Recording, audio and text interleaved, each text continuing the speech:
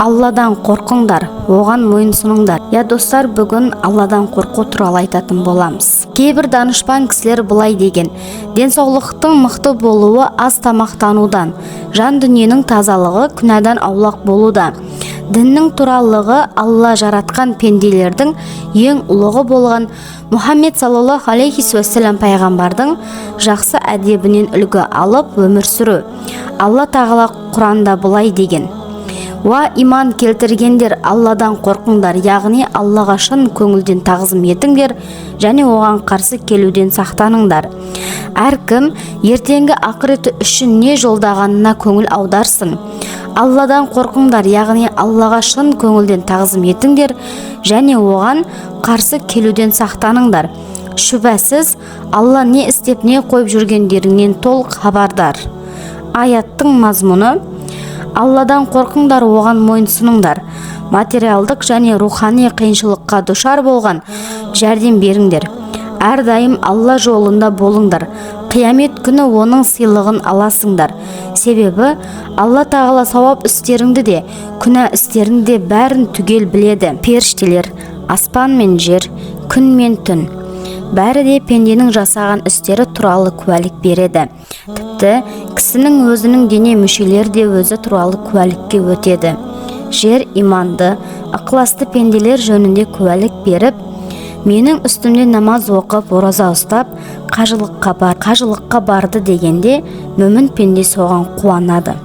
Жер кәпірлер мен күнәһарлар туралы: бұл кісі менің үстімде Аллаға шірік келтіріп, зина жасады, ішімдік ішті, арам жеді деп куәлікке өтеді. Қайырымдылықтардың қайырымдысы Алла тағала қиямет күні имансыздар мен шектен шыққан күнәһарларды жасаған істерінің бүге шүгесіне дейін сұраққа алғанда олардың жағдайы өте жаман болады. Бүкіл жан тәнімен Алладан қорқатын пендені тақуалы кісі дейді. Ал тақуалық деген Алладан шынайы қорқу. Имам Абу Лайс былай деген: Алладан қорқудың белгісі 7 нәрседен көрінеді.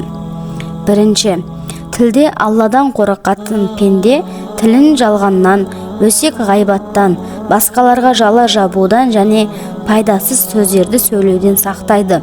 Оны Алланы зікір қылу, Құран оқу және ілім үйрену үшін қолданады. Екінші, жүректе Алладан қорқатын кісінің жүрегінде мұсылман бауырына деген дұшпандық болмайды. Жалған жала, қызғаныш сияқты адам баласына жараспайтын сезімдерді көңілінен шығарып тастайды. Себебі қызғаныш пенденің жақсы істерін жоқ қылады. Сол себепті пайғамбарымыз саллаллаху алейхи уассалам былай деген: от отынды жандырып күл қылғандай, қызғаныш та пенденің жақсы істерін жеп тауысады. Құрметті оқырман, қызғаныш жүректі жаулап алып, қоғамдық өмірде көп зияндарға жол ашушы жаман ауру екенін біліп қой. Жүректегі кеселдер, яғни жаман сезімдер, күнә істер тек іліммен және жақсы істермен ғана емделіп айығуы мүмкін. Үшінші, көзде. Алладан қорқатын пенде арам асқа, ақысы жоқ киімге және жат біреуге көз салмайды. Дүниеге құмарлықпен және барлық нәрсеге ие болу үшін көз салмай, сабақ алу үшін назар салады. Харам нәрселерге қараудан өзін тыяды. Алла елшісі саллаллаху алейхи уассалам былай деген: кім көзін харам нәрселермен толтырса, Алла тағала қиямет күні оның көзін отпен толтырады. Төртінші, құрсақты. Алладан қорқатын пенде қарнына арам тамақ кіргізбейді. Себебі арам аспен азықтану ең үлкен күнәлардың бірі. Бұл туралы пайғамбарымыз саллаллаху алейхи уассалам былай деген: адамның қарнына бір тістем арам түссе, сол тамақ ермейінше жер мен аспандағы періштелер оған қарғыс айтып тұрады. Бесінші, қолда. Алладан қорқатын кісі қолын арамға емес, Алланың разылығына лайық нәрселерге ұсынады. Кағб радиаллаху анху төмендегі риуаятта айтады: Алла жасыл изумрудтан бір сарай жаратқан. Ол сарайда 70 000 үй, әрбір үйде 70 000 бөлме бар. Бұл сарайға өзіне арам нәрсе ұсынылғанда Алладан қорқып соққандықтан оны қабыл алмаған пенделер ғана кіреді деген. 6. Аяқта Алладан қорқатын кісі күнә жолына емес, Аллаға ғибадат жасау жолында қадам аттайды. Ілім алу және жақсы әдеп ақлақты үйрену үшін ғалымдардың және тақуалы пенделердің мәжілістеріне барады. Достар, айтылған осы 7 белгінің ішіндегі маған өте әсер еткен әрі мен үшін бір маңызды деп қабылдайтыным ол 7-ші белгі, яғни құлшылықта. Тақуалы пенде Алланың разылығына жету үшін оған бас иеді. Ел көрсін деуден басқаларға өзіне ісі туралы мақтанудан және екіжүзділіктен сақтанады.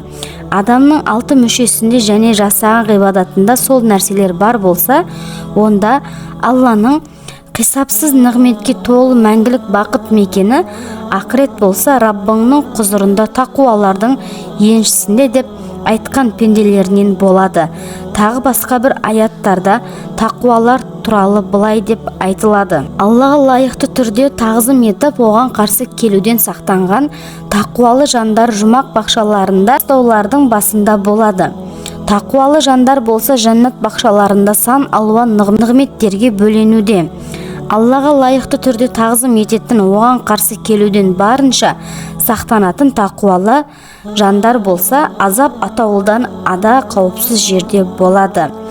Жоғарыдағы аяттарда Алла тағала тақуалы мүміндердің қиямет күніндегі азаптан құтылатынын білдірген. Мүмін пенденің Алладан қорқумен бірге оның мейірімінен үміт үзбеу керек. Алла тағала былай деген: «Уа күнәға батып, өз-өздеріне жамандық жасауда шектен шыққан һәм өздеріне берілген түрлі нығметтер, сезімдер мен қабілеттерді орынды пайдаланбай зая қылған құлдарым. Алланың рақымынан үміт үзбеңдер, өйткені Алла барлық күнәларды кешіреді, шүбәсіз ол ғафур, өте кешірімді, рахим, ерекше мейірімді». Достар, ақпарат сіздерге ұнады деген үміттемін. Тіркеліп, лайк басып, өз пікірлеріңізді қалдыруды ұмытпаңыздар. Видеоның соңына дейін көргендеріңіз үшін рахмет. Келесі кездескенше қош сау болыңыздар.